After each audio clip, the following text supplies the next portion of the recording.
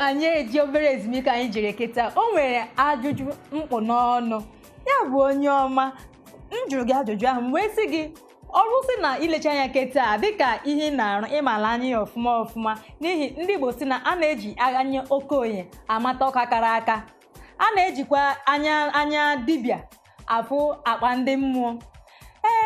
njọ gị si ọrụ si na asịketa na ekiricha anọ ihe nkiri ndị nke ahụ a na-ekiri nnọọ na nke a bụ nke bụ ị na-ele ya nnọọ isi yes na nke a nwere na ihe eji sie ka na ọ dị iche na etinyere ha ihe ha dị iche iche ndị nke bụ ọwụ na-esi ka ị chọrọ ịdị ka ma ọ ga-abụ ka ịrụ ọrụ dị otu ahụ na ihe a bụ ụdị otu ị chọrọ ka ọ dị ka ihe nkiri ị ga-akpọ nke ma ọ ga-abụ onye kiri egwu dị otu a. Okay, ka m ga-ebu ụzọ akpọ bụ Patoranki available. Onye direct here Clarence Peter. Wow. Yes. And one of the things I like about the video, the color. The color and the effect I used on the video, the very okay. The video, the rich. Mana mana say na okwu na kpata okwu. Onye na-ekwe ihe gbasara effect ahụ like o nwere egwu ndị ga-ebe na-ekiri ya mgbe ụfọdụ ọ dịzie ka like o nwere ebe a na-ekiri egwu ofu mgbe nnọkwara nnọọkwa na-arụkwa ihe m na-arụ n'ụzọ ebe ndị mmadụ na-ekwusi na egwu achọghị m ịkpọ onye kụrụ egwu dị otu afa ka ọ dị ka ọ ga-esi m n'ọnụ ndị Igbo ọ ga-atọ m n'ọnụ ọ ga-atọ m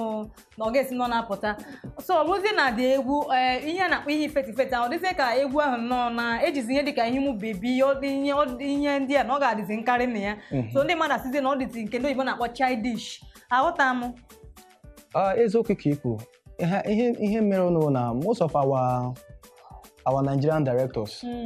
at times ha mụtala any new effect even na video na-adọ ọdọrọ need ka ga etinye ha na-etinye even some of them say fan with some concept of video ma ote pattern ote ha chọka the video maybe I want to be the rightful person ha gaja pass the video storyline so onye ọbụla abịara na just were the story tinye there so at times that match adịcha mma like that yeah mana iwetụla n'ihi na ọ na dịka onye ọbụla masị na onye ọbụla na-enwetakwa ihe aramahụkwa dịkwa iche iche ịkpọtụla ụfọdụ ihe ndị aramahụ nọ n'ime ihe nke a mana o nwetụla mgbe ịrụtụla mmadụ ọrụ ma ga-abụ ihe dị otu ahụ ọ dịzie ka ndị ọgazizi na n'ihe ahụ ihe m chọrọ ama m ọ dị ka ebe na-ese mmadụ ihe osise na onye asịze gị na ihe abụghị ihe osere ọnwụ na inweta onye dị otu ahụ ka otu nwere ike iji nọọ mee ya ka obi dị onye dị otu ahụ mma. Okay, this ụdị ha ọ na-emekawa at times ị nwere ike shoot mmadụ video maybe ihe onye ahụ na-expect ọ bụghị onye ọ fụrụ but ngwa along the line something eme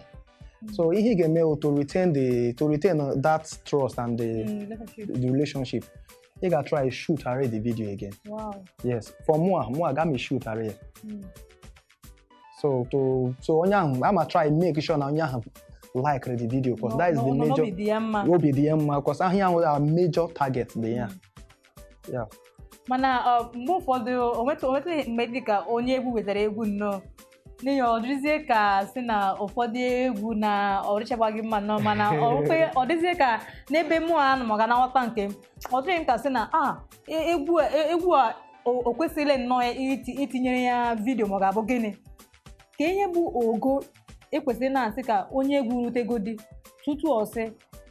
koje nnọọ werezie ego ya na oge ya nnọọ ma wezie ihe nke ahụ a ga-ekiri ekiri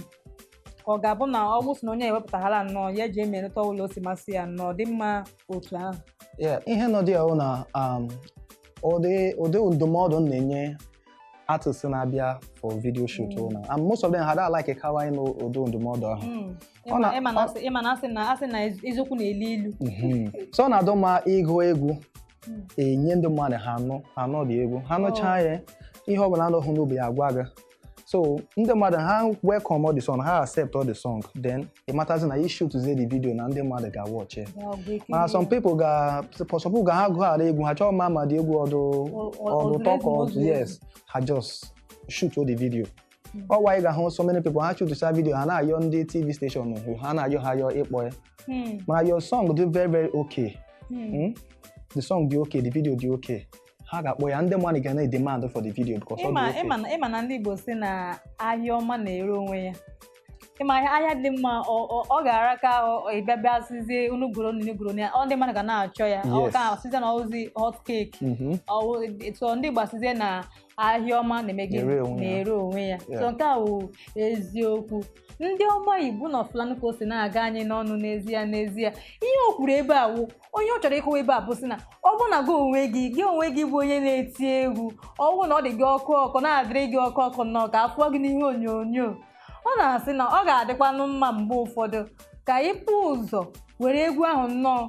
nyego ndị mmadụ ha egee ya ntị nabatazie ya ọ wụsị na ndị mmadụ nabataziri ya ọfụma isizie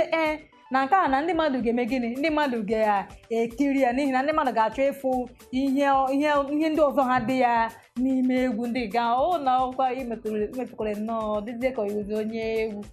ijezie nnọọ jezie ọkwara nwanne m akwa gaima na ọbadịdetuchi ego na bọs birezie ọwụ ya na mana a sị na onye mara na-asụ ọsọ n'ikwe onye na-amaghị asụ ọsọ na-apata ọkwa na-ege ịsọ na bata nke gị ọgwa na nke m onye ọma abịazie nna ya okeke ndụmọdụ ị nwere ike inye ndị chọrọ ịdị ka gị ma ọ ga-abụ ụmụ okorobịa ma ọ ga ụmụ agbọghọbịa ndị na-arụ ọrụ a ndị na-ebido ndị na-enweta ihe nramahụ ke ndụmọdụ ị nwere ike inye ha n'ihe gbasara ihe unu na-arụ ndụmọdụ m ga-ebu ụzọ nye ha ahụ na ihe gbasara ihe anyị na-arụ na ibudo ala ọfụrụ ọ ga-ara ahụ ndị mmadụ nwee obi were ego dị mma nye gị ji shutụrụ ha vidiyo so ị ga-ebugo ụzọ kamgodo dam nwotu nwoge ana na-ana ego obere ego na-ana ego dị very very small so with time ndị mmadụ na-ama gị mana o wee ego na-asị na ego dị obere oge ego ndị obere nọ pụtara sị na ị ga-eji ego nke gị kegide gị n'akpa nnọọ na-emezie ji rụọ dị ọrụ aghọta m ka ọ bụ sị na ị ga-ejizi maka ya nnọọ n'ihi na o nwere okwu kwuru n'isi mbụ ị kwuru sị na mgbe ụfọdụ n'ụdịka ihe a ga-emere mmadụ pụtara n'ụdịka ego ọ kwụrụ nnọọ oso ugbu ị na-ekwuzi ị ga na onye ahụ obere ego pụtara sị na ị ga-emere ya anyhow mba ọghọta ha ịma ha at the time ihe anyị na-arụ enwe oge ruo ị na-enwe plenty profit n'ime ya so for now anyị ịwụ a director na-ebudo ị na-enwe plenty profit ha nye gị ego iji shoot video try ka the video pụta ọfụma build go do your own self try build your brand so you build your image very well ndị mmadụ na-afụzi na okay onye adụ good so warrant ze ha inye gị ego dị mma iji shoot video ndụmọdụ gị zuru ezu asị onye nwere ntị ya nọrọ mana abịazie na nke ihe gbasara ndị egwu bụ ndị na ha bụ na-arụkọ ọrụ a ihe ndụmọdụ gị onwe gị nwere ike inye ndị a nye ha ndụmọdụ nnọọ ga na-akwado ha na-aga n'ihu n'ihi na ọbịakwa na gị ọgwụkwa onye egwu ndụmọdụ m ga-enye ha ahụ na enwe one of the major problem m ga-asị our upcoming artists nwere na ha ga-ewere their large capitals they shoot video mana gị enwe ego ije promote ya so a masị ha ka a try start build from small ka ha shoot video ga na ha shoot the video ha nwee enough capital iji promote ya so onye ahụ the basic advice m ga-enye ha for video so ya bụ na ọ wụsị na onye ahụ ebute ego ọ ga-ejicha ego ya niile nnọọ ga-ewere nnọọ chụtụcha vidio nnọọ ọzọ onye ahụ ga-arị ọzọ na mmefọkwa nke ọ ga-eji na-akwalite dị egwu ka ọ na-aga n'ihu ọ na-anọla ya nnọọ ihe ọ chọrọ ịkwụwa ebe a bụ na ọ bụgo gị na-eti egwu nnọọ kama ị ga-eburu ego niile ahụ buru ego ahụ nọọ sị na ị chọrọ iji ya kwanyechaa n'ofu ihe nkiri ahụ ọ sị gị dịka ị na-eme ihe dị otu akwa na ịgbalị ya n'ọdụ sekwe nke ị ga-eji eme gịnị na-akwago ya akwago ka ọ na-erute ebe niile dịka m na-ekwuzi onye nwere ntị ya mee gịnị ya nọrọ onye ọma ịgbalịala ọ bụsị na chọrọ inweta gị na Instagram ọ ga na Facebook ka ebe nwere ike inweta gị gị chọọ nweta m na Instagram o @smart3 that is number 3 SIXTY that is smart360 at Instagram, Facebook smart Opara on Facebook. Ndewo onye ọma ndị ọma Igbo na-anọ naanị ya dịka o si gaa nke taa n'ezie dịka m na-esi ekwu na ọ wụsị na oge nwanne m o nwere ife m ga-agwa ya mana onye na oge abụghị nwanne